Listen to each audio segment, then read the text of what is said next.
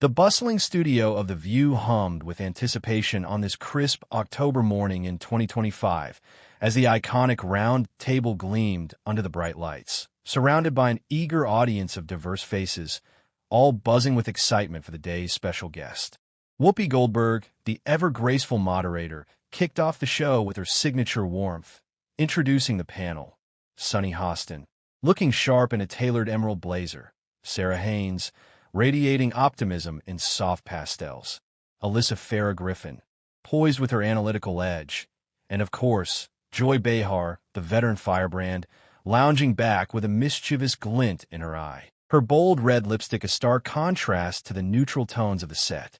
The applause swelled as Whoopi announced, "Ladies and gentlemen, we are thrilled to welcome back to The View the unparalleled queen of the silver screen, a woman whose performances have defined generations, Meryl Streep." The crowd erupted into thunderous cheers, cameras panning to capture Meryl's entrance. Elegant at 76, she glided in wearing a flowing silk blouse in deep sapphire, paired with wide-leg trousers that whispered of old Hollywood glamour. Her silver-streaked hair cascading loosely, framing a face etched with the wisdom of countless roles. Meryl waved graciously, her smile genuine yet tinged with the quiet intensity that had captivated audiences from Sophie's Choice to The Devil Wears Prada, settling into the guest chair with a poise that commanded immediate respect. Emerging from the commercial abyss, The View reignited with Whoopi's commanding presence, her hands gesturing expansively as she recapped Meryl's cinematic odyssey, the screen behind her flickering with tantalizing trailers of the film. Sweeping vistas of crumbling coastlines, families huddled in makeshift arcs.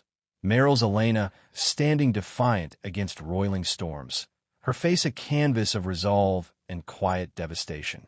We're back with the incomparable Meryl Streep. And folks, this movie isn't just a watch. It's a siren call to our souls, Whoopi declared, her tone laced with urgency, drawing nods from the panel as the audience leaned in, phones poised to capture every syllable.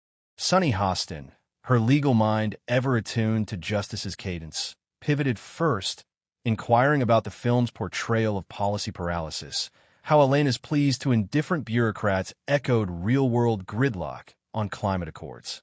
Meryl leaned forward, elbows on the table, her voice dropping to that intimate register that had hushed theaters worldwide. "Sunny, it's heartbreaking because it's true. In the script, there's this scene where Elena testifies before a committee, her hands trembling with photos of lost homes, and the suits just shuffle papers. It's not fiction. It's footage from town halls I've attended incognito, disguised in a hat and scarf, just to bear witness." The room fell into a reverent hush, Sarah Haynes dabbing at her eyes with a tissue, whispering, "That's why you're the best, Meryl. You don't just act. You inhabit the truth." Alyssa Farah Griffin, drawing from her White House days, added a layer of scrutiny, asking how the film balanced hope against despair, whether it offered actionable paths or merely indicted the status quo. Meryl's response was measured poetry. "Hope isn't naive. It's the spark in Elena's eye when she plants the first mangrove sapling on reclaimed land. We end on action. Viewers leave inspired to vote, to advocate, to amend their lives." Post-break, the set pulsed with renewed vigor, the house band underscoring Whoopi's return with a jaunty riff that clashed jarringly with the underbelly of unease now woven into the fabric of the broadcast. Meryl Streep sat composed, fingers interlaced like a prayer for patience, her earlier poise now laced with the subtle armor of one who's weathered tabloid tempests and award season snubs alike. The panel reassembled, coffees refreshed, but Joy Behar's energy had amplified, her posture forward-leaning, eyes alight with the thrill of combat she mistook for conversation. Whoopi, ever the conductor, attempted to orchestrate harmony by tossing a softball to Sarah. "Let's talk legacy. Meryl, with this film, are you passing the torch to younger activists like Greta Thunberg?" Sarah beamed, elaborating on intergenerational feminism in Meryl's oeuvre, from Julia Child's kitchen wisdom to Margaret Thatcher's iron fist, drawing Meryl into a reflective monologue on mentorship's quiet revolutions. "Sarah, it's not a torch. It's a constellation," Meryl mused, her gestures painting stars across the table. Greta's my North Star, fearless, unapologetic. I learn from her daily, reminding me that age isn't a barrier, it's fuel. Sunny applauded softly, weaving in threads of racial equity. How films like this amplify black and brown voices in eco-narratives often dominated by white saviors. Alyssa concurred, citing data on diverse storytelling's impact on policy shifts. Her graphs mentally mapped from Beltway briefings.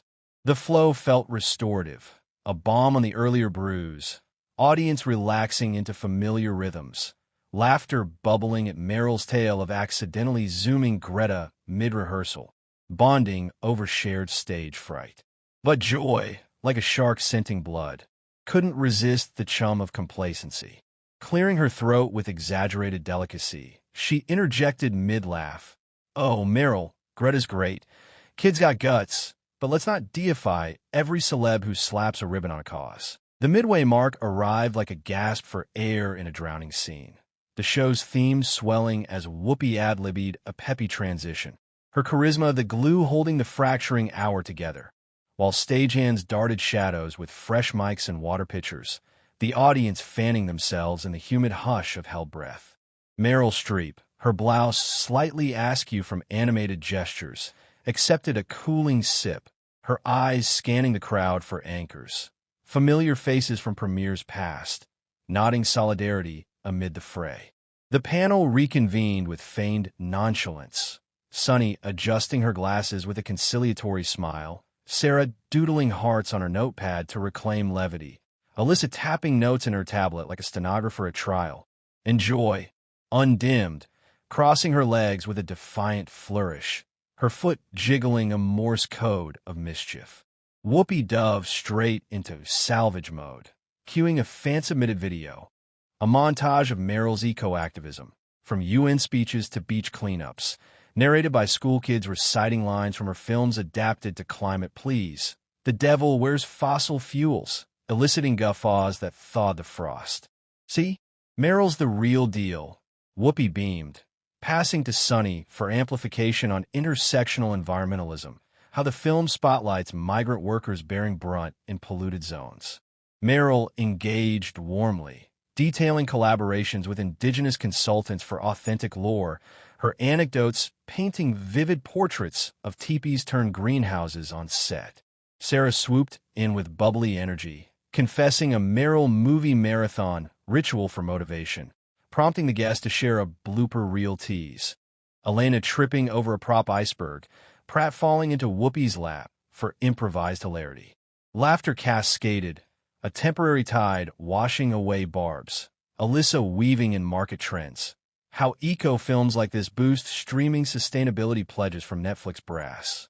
Reconvening after the ad interlude felt like surfacing from depths. The studio lights harsher now against sweat-beaded brows. The audience's murmurs a low roar of speculation. Phones glowing like fireflies in the dimmed rows as clips already viralized across platforms. Whoopi Goldberg, sweat slicked but steadfast, launched with desperate diplomacy, cueing a surprise.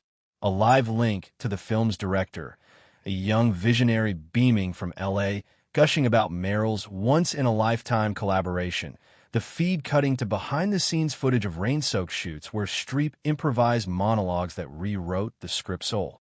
"This is why we love you, Meryl. Pure magic," Whoopi enthused, hoping the external validation would douse the embers. Sunny latched on, probing the director on budget battles for authentic VFX, real floods over CGI slop, earning Meryl's grateful interjection on crew welfare, bonuses tied to carbon audits. Sarah, eyes bright with fandom, begged for a table read tease, Meryl obliging with Elena's rallying cry. "The sea takes, but we reclaim," delivered in a voice that quivered with fictional yet felt grief, sending shivers through the set. Alyssa, analytical anchor, shifted to reception forecasts, how the film's buzz could sway youth turnout in midterms, her projections painting optimistic arcs. The reprieve worked wonders, applause cresting pure for once, Joy even clapping, albeit slowly, her applause a prelude rather than peace. But as the link faded, Behar's mask slipped fully, her body language screaming confrontation. Arms crossed, chin tilted defiantly, she pounced without preamble. Magic? Sure, but let's talk sorcery, the kind that turns environmental apocalypse